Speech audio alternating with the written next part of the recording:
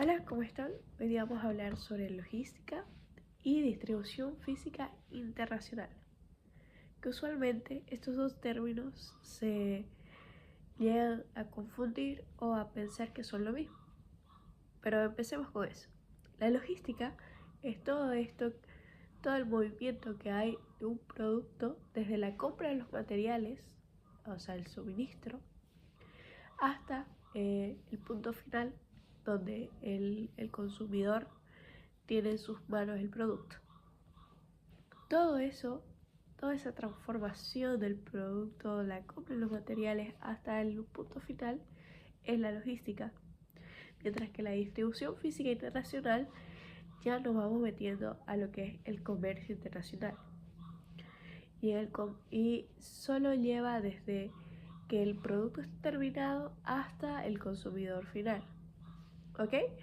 Entonces, esa es la gran diferencia, la trayectoria. La logística, la distribución física solo es parte de la logística.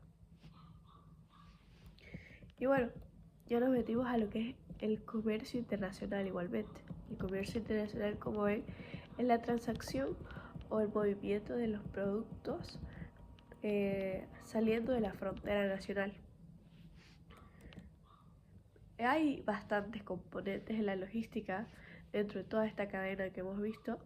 Entre ellos vemos la cadena de suministros, donde obtenemos la materia prima para poder tener un producto final, si es que es un producto elaborado. Aunque hasta las materias más tradicionales, como son los commodities, igualmente necesitan suministros como son los fertilizantes, entre otros. Entonces siempre hay suministros para poder llegar a un producto. Y más cuando este se va a llevar a un comercio internacional. Entonces tenemos toda esa parte de los suministros, el almacenaje, la producción, todas las gestiones de los pedidos, la información que se lleva y trae dentro de la empresa, hasta el servicio al cliente. Todo eso entra en la logística. Dentro de estas estrategias, dentro de la logística hay diversas estrategias que ahora en el mundo actual se llevan. Entre esas estrategias tenemos el just in time.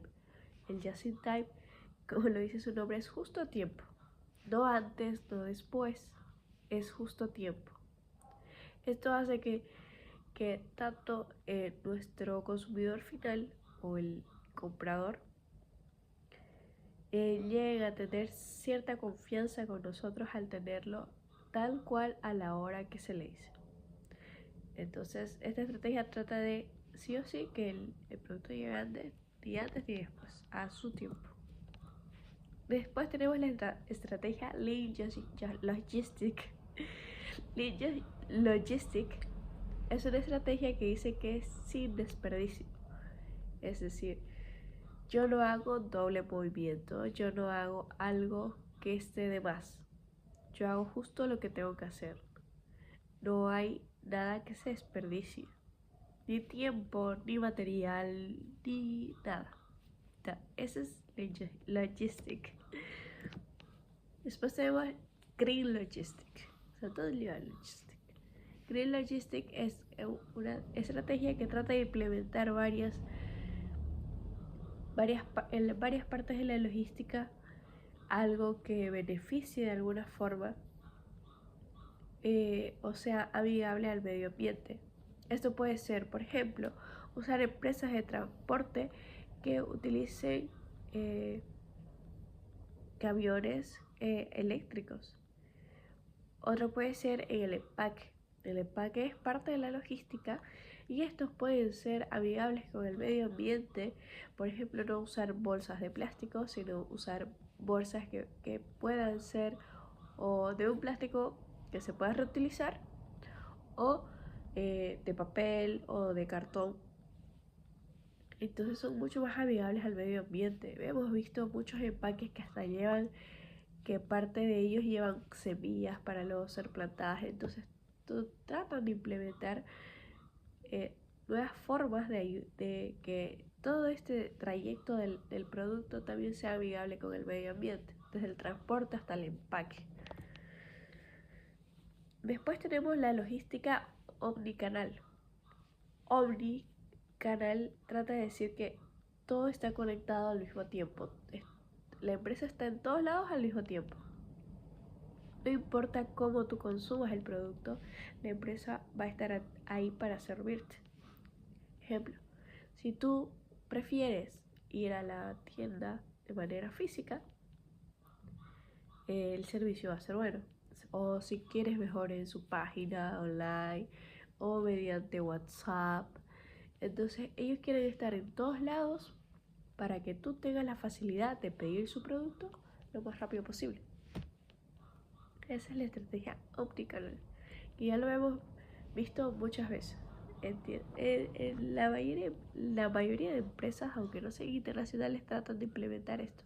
La tecnología ha hecho que cada vez las empresas sean las que vayan a los consumidores y no los consumidores a las empresas. Tratan de llegar por todos lados. Bueno, en esta distribución física también hay etapas donde empezamos con el vendedor en fábrica, tenemos un transporte local hasta llegar a un agente de carga, tenemos a la aduana de origen, la terminal de carga, hay operadores en logística, como en el caso de Bolivia, que es un país mediterráneo, pues muchas veces tenemos mucho más laborio en este tema de la logística, ya que tenemos que sí o sí tener el transporte en origen, muchas veces el marítimo, luego de nuevo el terrestre y luego las intervenciones sociales que son muy tediosas. Entonces toda esta parte de transporte de la fábrica hasta el comprador final es la distribución física. Tenemos una parte que es el país de origen y otra que es el país de destino. Después tenemos las diferentes etapas de esta distribución física, como es la preparación de la carga. Dependiendo de cómo es tu carga, es como la vas a acomodar. Ejemplo, si es a granel, no la vas a poner en un cartón. No. Si es general, sí va a tener un envase y un empaque. Un envase que es lo que tiene el primer contacto con el producto y un empaque que es lo que lo recubre y lo protege para el camino. Entonces tenemos una preparación de la carga diferente dependiendo del tipo de carga. Pero esta preparación, como lo digo, debe ser según su tipo de carga. Podemos tener una carga valiosa que son las joyas. Tenemos cargas perecederas que tenemos que tener cuidado con su refrigeración, como son la carne, las verduras. Tenemos cargas peligrosas o también llamadas IMO, que para estas cargas es demasiado importante que se lleve el proceso de etiquetado. El tipo de carga, donde obviamente se tiene que tener mayor cuidado, pero en lo que más se debe tener cuidado es en todo el pictograma que lleva alrededor y todo lo que lo protege. Esta parte de la preparación de la carga es muy importante para las cargas HIP. Igualmente que para las cargas frágiles, estas que son de vidrio o tecnología que si se moja se pueden llegar a dañar fácilmente. También tenemos las cargas sobredimensionadas. Son las cargas que no tienen una dimensión demasiado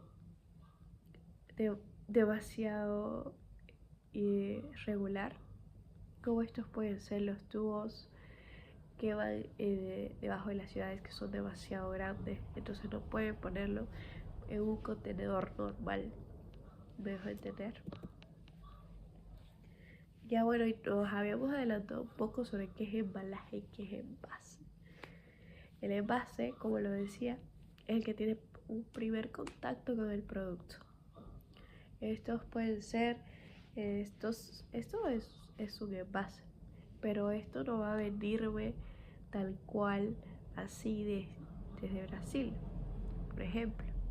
También tiene el empaque. Y el empaque puede ser, por ejemplo, cartón, plástico sintético, otro tipo de papeles, para proteger y que esto llegue tal cual yo lo quiero que llegue. En este embalaje vamos a llegar a tener diferentes pictogramas que pueden ver aquí. En estos pictogramas pues podemos ver el de frágil, que muchos lo conocen, que es una copita quebrada, el de que no puedes tener humedad, que es una sombrilla. Otros que son de las cargas IVO que habíamos hablado antes, que son los típicos rombos que ven de muchos colores. Eso es de la carga IVO. Y ahora para la manipulación de la carga hay muchos elementos como lo que son los pallets. Los pallets pueden ser de madera, metal, plástico, hasta cartón. Los pallets de madera son los más utilizados y estos pueden ser de dos medidas. Están los americanos y los europeos. Es verdad. Los americanos suelen ser más grandes que los europeos, con un poco de diferencia de medida, y son de madera. Estos son utilizados en cargas generales. La mayoría de las cargas utilizan este tipo de pallets. Pero también tenemos los pallets de metal, que son las para cargas que son de mayor peso que la madera por sí no va a poder soportar.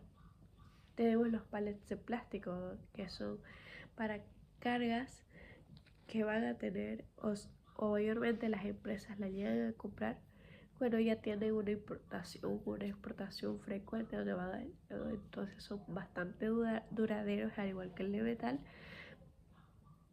y que son cargas usualmente pesadas mucho, y que llegan a tener algún tipo de humedad con la que tal vez la madera o el metal se pueda dañar, pero en este caso el plástico no. La de cartón son para cargas mucho más livianas y son más desechables, son para solo un uso. Entonces tenemos hasta los de cartón. Estos pallets es para hacer el proceso de unitalización y hacer que el proceso de carga sea mucho más fácil. En este proceso de carga, que mayormente lo vamos a ver en las fábricas o directamente en las navieras o en los puertos, hay elementos como el montacargas, las grúas móviles, las grúas de puerto. Entonces, pues todos estos elementos los vamos a ir viendo. Y hay almacenajes, hay muchos almacenajes que se llegan a hacer en el trayecto, aunque ya vimos que esta estrategia Lean que hemos mencionado antes, estos tipos de almacenajes a veces no se hacen, quiere que sea de transporte a transporte para no perder tiempo ni dinero en almacenaje. Toman mucho en cuenta esta parte, pero sí muchas veces se llega a tener almacenaje. Y hay almacenajes cubiertos y descubiertos, los que tienen techo y están en un espacio bastante cerrado y los que no tienen. Esto va a depender mucho de tu carga, si tu carga puede soportar el sol directo, si puede lluvia, porque puede llover. En cambio otras tienen un poco más de cuidado, ¿no? Luego ya llegamos a la parte de los contenedores, que el comercio internacional se caracteriza mucho por este elemento que son los contenedores. Pero bueno, a ver, tenemos el dry van. El dry van es un contenedor que es bastante conocido. Es el que se usa normalmente, es un contenedor dry van. Este contenedor puede llegar a estar, el más pequeño es de 10 pies. Después tenemos el de 20 y el de 40. ¿Ok? Entonces tenemos esas tres medidas que son las usuales para el dry van de carga general. Tenemos después el high cube, que es similar al dry van. Se mira igual al dry van, pero estos tienen algunos centímetros más de altura. Entonces son para cargas que necesitan pues estos centímetros más de altura. Después tenemos el open top, El open top son para estas cargas que pasando un poquito del high cube ya necesitan aún más altura. Entonces tenemos el open top, que pues tiene un techo que se puede retirar, que se puede poner. Después tenemos el flat rack, que son para cargas mucho más sobredimensionadas. Vamos avanzando cada vez un poco más en los tamaños de la carga. Entonces tenemos los flat rack, que es, como ven acá, una C como tal. O sea, es puerta, no, ni siquiera puerta, pared y piso. No hay paredes a los costados ni tampoco techo. Está después el reefer. El reefer, cada vez hay más marcas de contenedores y más nuevos diseños, pero en sí el reefer y la diferencia que tiene, que son para estas cargas que habíamos mencionado, que son las pedeceras, que necesitan más cuidado con este tema de la temperatura. Estos mantienen una temperatura hasta de 18 grados y tienen algún motor que las mantiene en esa temperatura de 18, o esa es la que mayormente se conoce este tipo de rifle. Tal vez más adelante vayan avanzando y puedan tener contenedores que tengan una temperatura mucho más baja, perdón. Después está el doble door, bueno, que tienen dos puertas, no solo una, sino dos puertas. Y estos también son para cargas que necesitan, que no pueden entrar en una puerta convencional como es el de un dryvan. Después tenemos el tank, que esto tiene un tanque integrado. Y estos son mayormente para cargas con líquidos y algunas cargas pues que estén en este estado, como son los productos que vienen del petróleo, derivados del petróleo. Y bueno, después, y ahora que ya hemos llegado a la parte de contenedores, ya estamos en el puerto o en el aeropuerto o en el ferroviario o en la terminal. Y ahí ya te dije todos los medios de transporte o los mayormente usados en el comercio internacional. Tenemos el marítimo. El marítimo pues es donde están barcas demasiado grandes que llevan muchos contenedores y después está el aéreo, que al contraste con el marítimo es bastante barato al comparación del aéreo, pero llega a tardar mucho, mientras que el aéreo es mucho más rápido pero mucho más costoso. Aparte que en el aéreo no puedes transportar cualquier tipo de carga, cosa que mayormente en una generalidad bastante amplia lo puedes hacer en un marítimo. Un aéreo tiene mucho más restricciones de carga. Después tenemos el carretero, que estos se pueden hacer con países limítrofes a tu país. Por ejemplo, en mi caso, que es Bolivia, el carretero sí o sí se usa. Como lo dije, es un país mediterráneo, entonces sí o sí se usa, sí o sí se lleva por vía carretera, si no es que lo enviaste vía aérea. Y pues para exportaciones a Perú, Brasil, todos los países que son limítrofes, pues usamos la vía carretera, el carretero, que son los camiones. Después está el fluvial, que a diferencia del marítimo, el fluvial es mediante ríos. No es muy usado, pero sí es un medio de transporte. Después está el ferroviario, que a diferencia del carretero, que aparte que se hace vía tren, es mucho más lento. El carretero obviamente es barato, tarda un poco más que el aéreo y se hace sí o sí en tramos que tienen las posibilidades de que este tipo de transporte transite. Las carreteras en este caso disponibles o las vías férreas. Pero el ferroviario es mucho más barato que el carretero, pero más lento igualmente. Estos ferroviarios usualmente se usan para cargas a granel, que no son muy perecederas, no tienen tanta limitancia de tiempo y pues mayormente se hace una exportación de unas cargas grandes. Entonces, al ser uno de los transportes más baratos, se llega a usar mucho para ese tipo de carga. Pero bueno, al ver tanto tipo de transporte, también tenemos muchos documentos de transporte que podemos ver, como es el Bill of Lading, que es el documento de transporte que te dan las navieras al utilizar la vía marítima. Tenemos el Airway Bill, que es el documento de transporte del transporte aéreo. Tenemos la carta aporte, que es el documento de transporte para el carretero, para los camiones. El BIC, que el BIC es otro documento de transporte que se hace una vez llegado a destino. Estos mayormente nos los dan, en el caso de Bolivia, en los puertos, que muchas veces se utiliza el puerto de Arica, de Chile, está Matarani, está Iquique. Entonces, eso. Después tenemos el TIF o DTA, que se hace cuando es un transporte férreo. Pues obviamente en un comercio internacional siempre se debe tener un seguro. Eso es lo más primordial.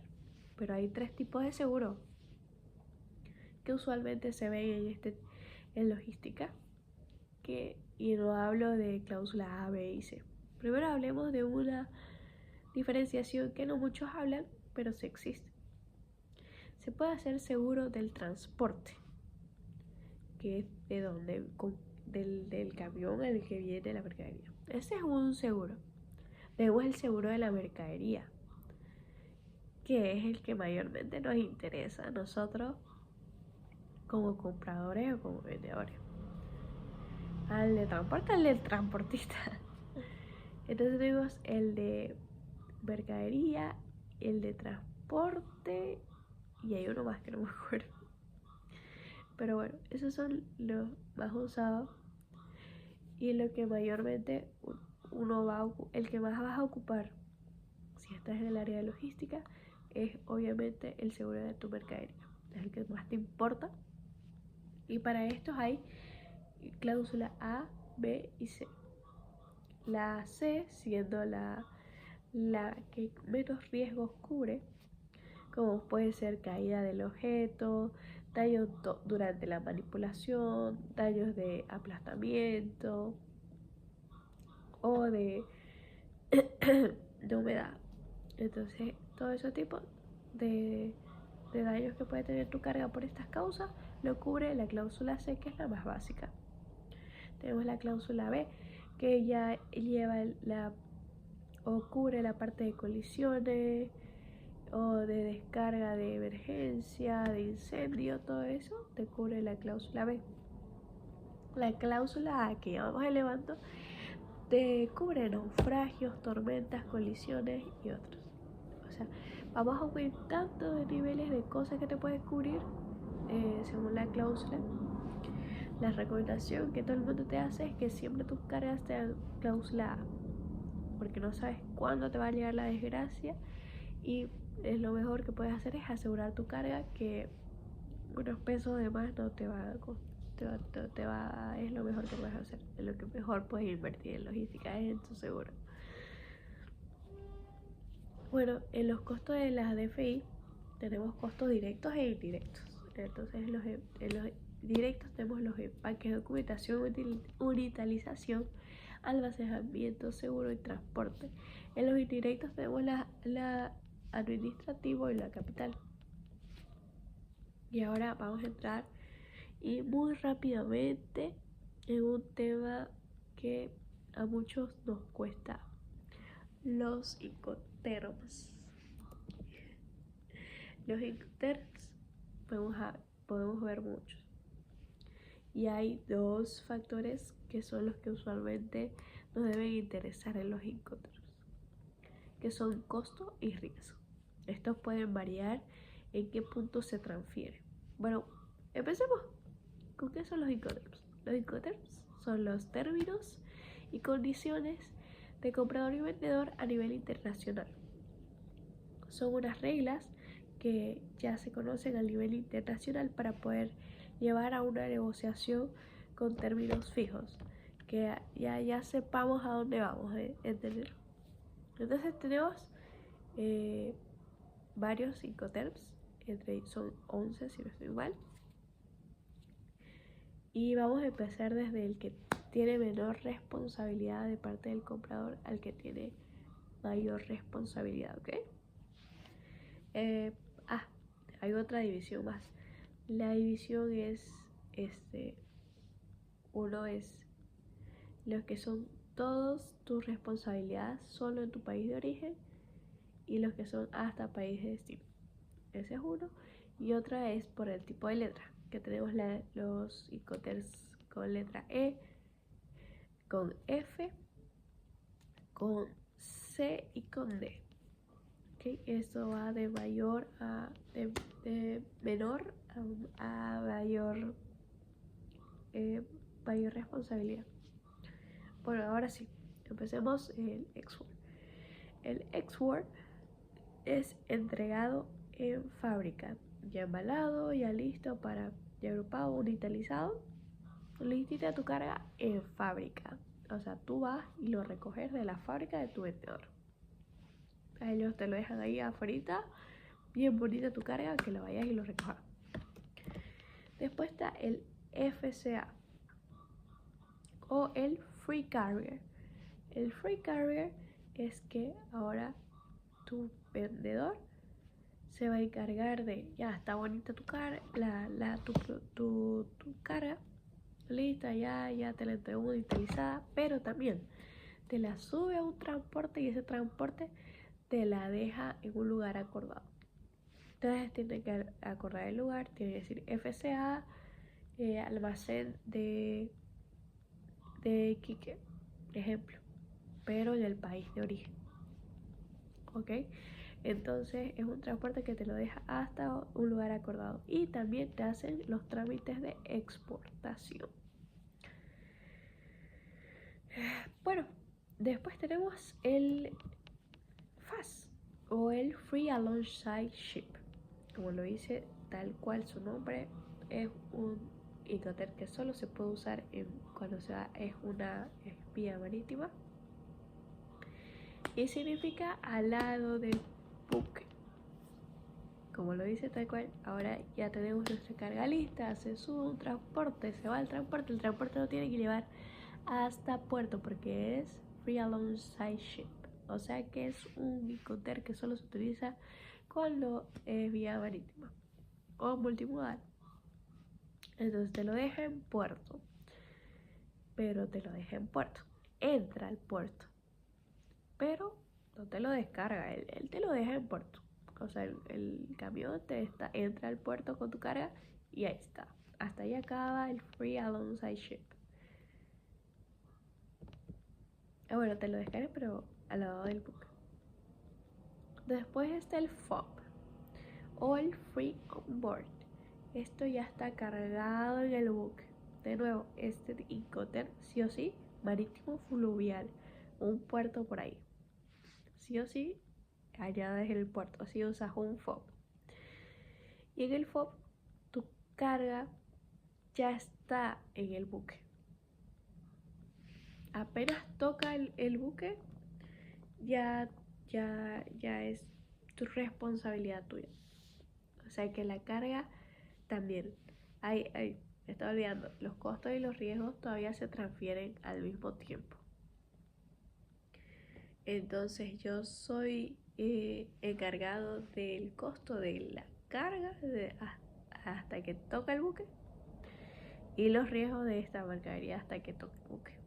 Una vez toca, yo como vendedor, y yo no tengo nada que ver con la carga, y yo te la entregue.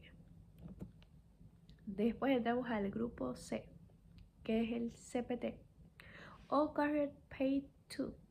También es un Incoterm multimodal. Y aquí es donde ya se pone un poco difícil. ¿Por qué? El riesgo se transfiere cuando todavía estás al lado del buque. O sea, ahí nos volvemos al facio, ¿no? El riesgo se transfiere ahí, pero los costos incluyen el flete. Y bueno, después está el SIP, que es un multimodal, y el SIF se puede usar en cualquier carga, pero el SIP se puede usar en cualquier carga y el SIF solo cuando hay un puerto por el medio, ¿ok? Pero bueno, vamos al SIF mejor. El SIF, ahí ya te incluye el SIP y el SIF, sí o sí te incluye un seguro. Vos como vendedor, sí o sí, tienes que asegurar la carga.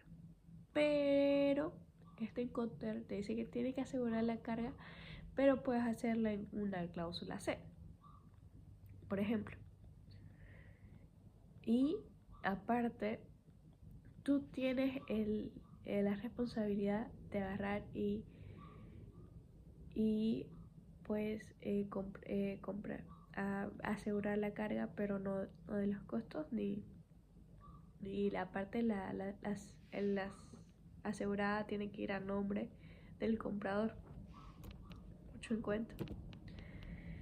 Y bueno, tenemos otro que es el Cost and Freight o CFR, que este igual es solo cuando se usa marítimo. El CPT es cuando no usamos vía marítima. Y entramos al grupo de la DAP, que es Deliver at Place. O sea que ya se descargó del puerto, se fue a transporte en país destino. Ya llegamos al país destino, ¿ok? Ya cruzamos el Pacífico y llegamos al país, puede ser de tránsito o destino. El Deliver at Place entonces incluye un transporte en el país destino, en un lugar acordado. Y ya aquí hay pocas diferencias en el grupo de la DPU, porque el DPU, que es el siguiente Incoterm, la única diferencia con el DAP es que este incluye un descargue. El DPU, o su nombre en inglés, Deliver at Place Unloaded, hace que simplemente se pueda descargar cuando el transporte, cuando llega al lugar acordado, descargue la mercadería. Y el último y el más completo es el DDP, que es Delivered to Paid. Significa que toda tu mercadería va a estar tal cual, linda, en tu fábrica descargada, y hasta te van a hacer los papeles de importación. Todo eso se va a encargar tu vendedor. Se escucha muy bonito, ¿no? Pero también el que no tengas nada de responsabilidad puede hacer que tal vez no te llegue lo que quieras. Tú dime cuál es mejor. Tú, de acuerdo a tu carga, de acuerdo a tus preferencias, a tu conocimiento también en logística, puedes elegir el Incoterm que tú decidas en el momento de la negociación. Dime cómo te pareció este video. Espero que hayas entendido todo. Y eso. Muchas gracias por escuchar.